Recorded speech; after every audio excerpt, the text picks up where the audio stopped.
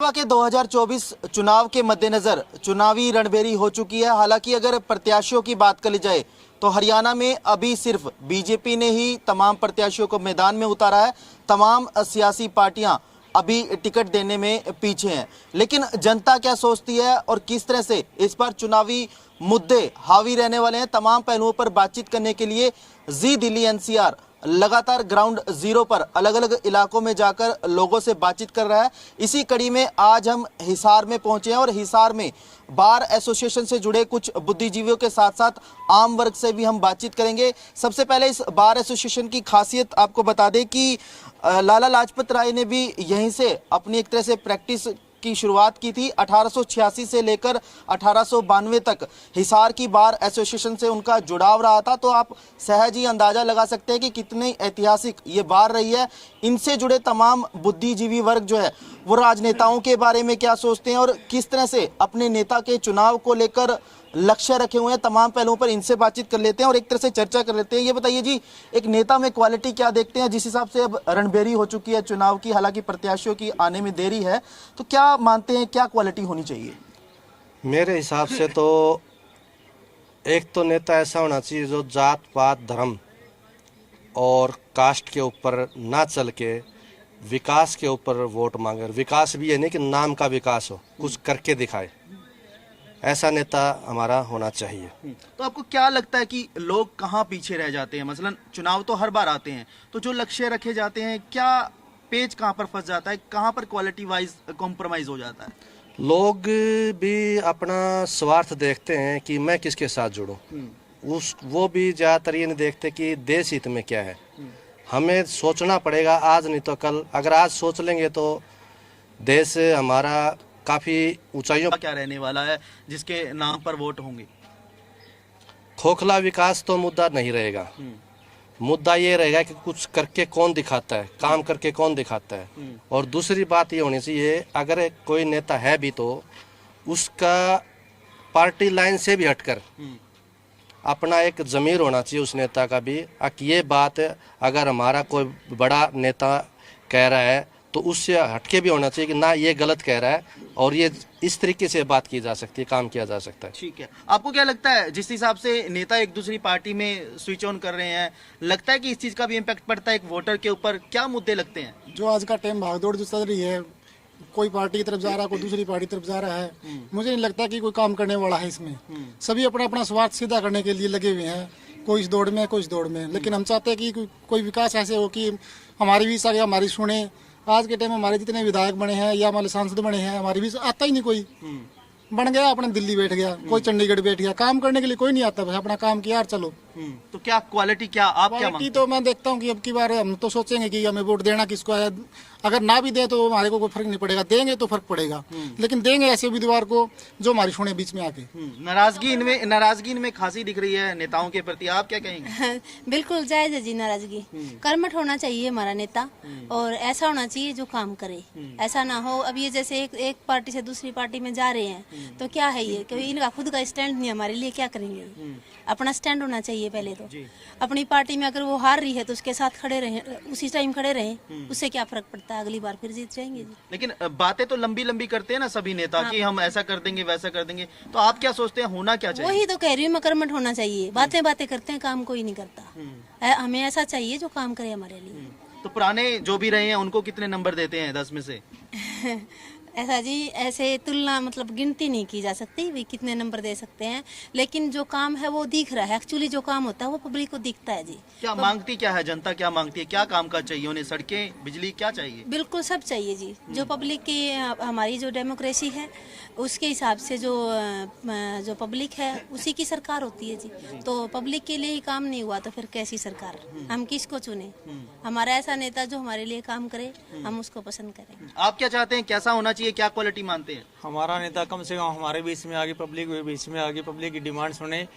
उनके दुख सुख में तो काम नहीं आ सकते, परंतु जो समाज की है दिखते हैं उनको टाइम टू टाइम मेंटेन करे, जनता के बीच में आए, उनकी हर एक समय में आगे उनके बीच में आए। लेकिन ये दिखते नहीं, इलेक्शनों के बाद ये दिखते नहीं। बस एक बार आते हैं, चुनावी दिनों में आते हैं सामने, बाद में कुएं के मेंढक की तरह बाद में छिप जाते हैं। लेकिन जितनी भी बातें आपने कही ये सारे तो हर कोई बोलता है जब भी खड़ा होता है कि हम आएंगे 24 घंटे। हर कोई बोलता है लेकिन पूरा कोई नहीं करता।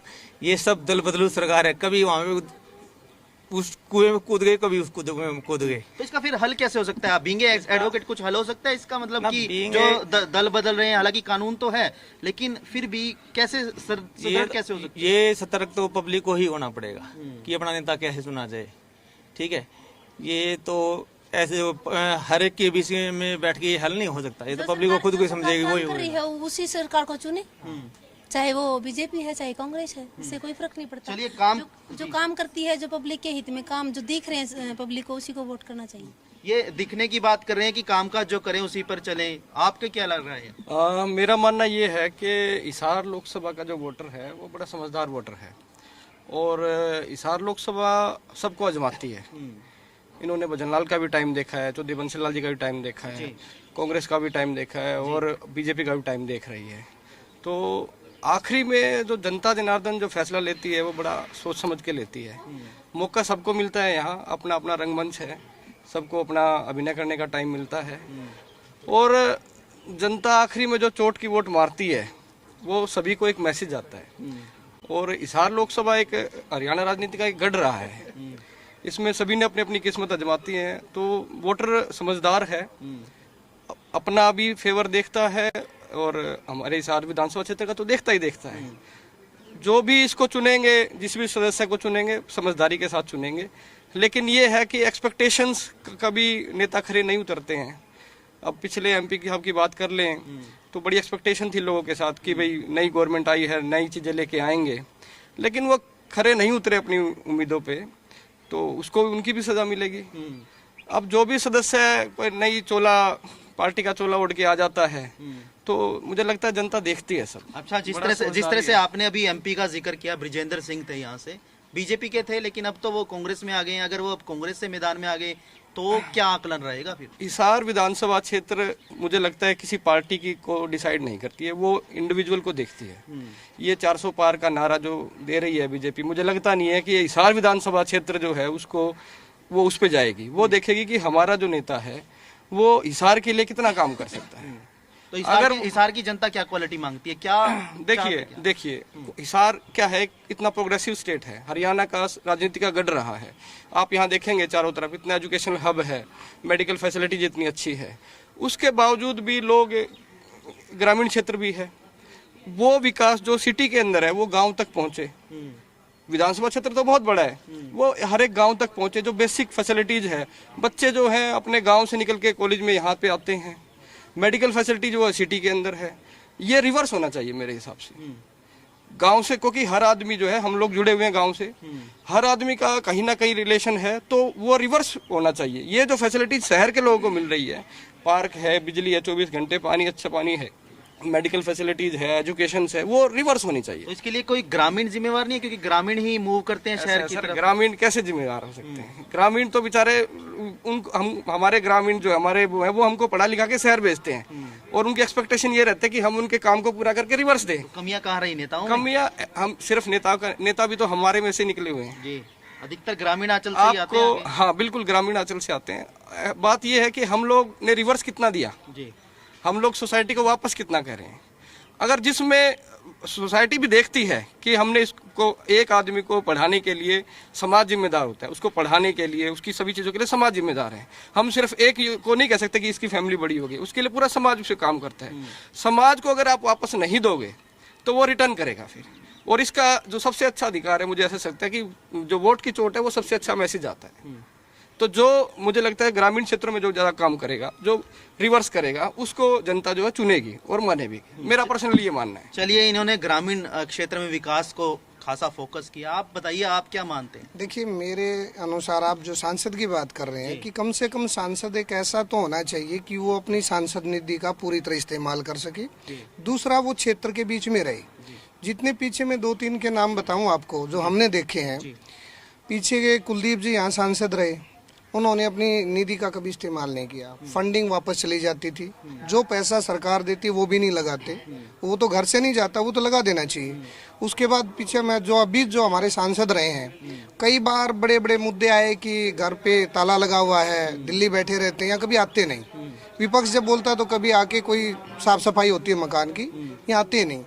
लोकल होना चाहिए और जो ये समझे बारीकियों को कि छोटे छोटे काम क्या है वो करे, बीच में रहे। कम से कम हफ्ते में एक दिन तो मुझे लगता है कि सांसद को अपने क्षेत्र को देना चाहिए। बनने के बाद 5 साल में अपने बिजनेस, ना ही लोकसभा में कोई सवाल उठाते हैं क्षेत्र का, सारा दिन हमारा कोई भी आका उसकी हाजिरी में लगे रहते हैं। मुद्दे दो हमारे, एक तो हमारा लोकल मुद्दा है कि हमें चाहिए क्या, हमें विकास चाहिए। अब नेता आज के क्या कर रहे हैं कि सिविल हॉस्पिटल के सामने प्राइवेट हॉस्पिटल का उद्घाटन कर रहे हैं हमारे हेल्थ मिनिस्टर।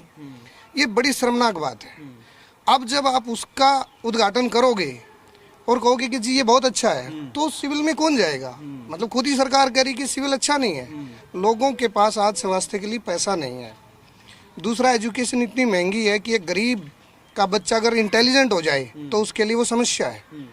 अगर नीट में एग्जाम क्लियर कर जाए तो 50 लाख फीस नहीं दे पाता। हम जैसे वकील हैं, बहुत सस्ती उसमें पढ़े होंगे। कलैट में सरकारी यूनिवर्सिटी है, 2.5 लाख रुपए फीस है, हॉस्टल अलग रह गया। तो इतनी महंगी एजुकेशन, महंगी हेल्थ कैसे पॉसिबल है? ऐसा सांसद हो जो इन बातों को देखे, सरकारी चीज को अच्छा करे और जो प्राइवेट है उन पे कंट्रोल करे। दूसरा बड़ा मुद्दा आ जाता है हमारा कि कई बार हमें अपने छोड़ने पड़ते हैं, देश का सोचना पड़ता है। देश में भी ऐसा हो कि हमारी जो संस्थाएं हैं, लोकतंत्र है, उसको बना के रखे। और इवन अगर खुद की पार्टी भी कुछ गलत कर रही है तो उस सांसद को लोकसभा में ऐतराज करना चाहिए। आज के टाइम में जो डेमोक्रेसी खत्म हो रही है पूरी तरह से, कि मैंने कहा मेरे साथ वाले मेरे ही कहा मानेंगे, मैं चाहे गलत हूँ, वो गलत है। यहाँ के जितने पीछे सांसद रहे हैं वो कभी नहीं बोलते। एक लाइन में अगर पार्टी ने कुछ भी कर दिया, उस कितना भी गलत है। आपने पीछे देखा होगा इस सरकार में सबसे बड़ा जितने भी कानून आए हैं वो विड्रॉ हुए हैं।